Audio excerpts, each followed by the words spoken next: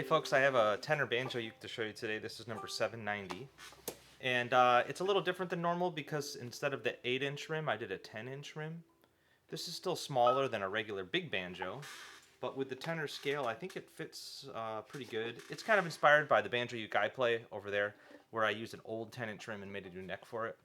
And it just has felt comfortable to me, so I thought I'd give it a whirl making the whole thing myself. And the verdict is, it's good. So obviously it's loud, but even my little ones are loud. That's not the point. But it's got a lot of rich tone to it, and it's not that heavy and big. I mean, it's not like a real big banjo. It still is, reasonably ukulele sized. So for this one, all the walnut on it, every piece of it, is just random walnut scrap wood from the shop. I was just kind of trying it out. And the neck's a 3-piece neck with a cool piece of sapwood in it there, a little sapwood there.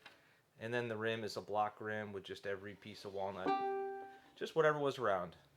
Some of it's got little flaws and voids and nail holes and whatever. You guys know I don't mind that stuff. I made the brass tension hoop and then amber stained goatskin head. It's got gear tuners and everything, and I have it, GCEA with a high G right now. It's just a really nice banjo.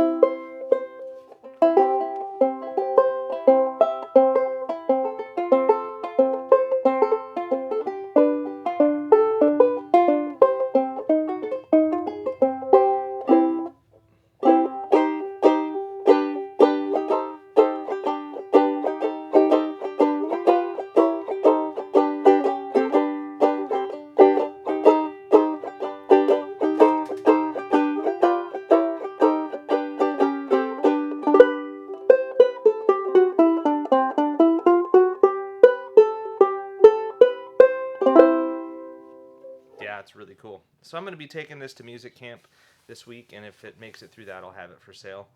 And yeah, I think if somebody else wanted a banjo uke for me and they wanted to try the 10-inch rim instead of the 8, I wouldn't argue about it.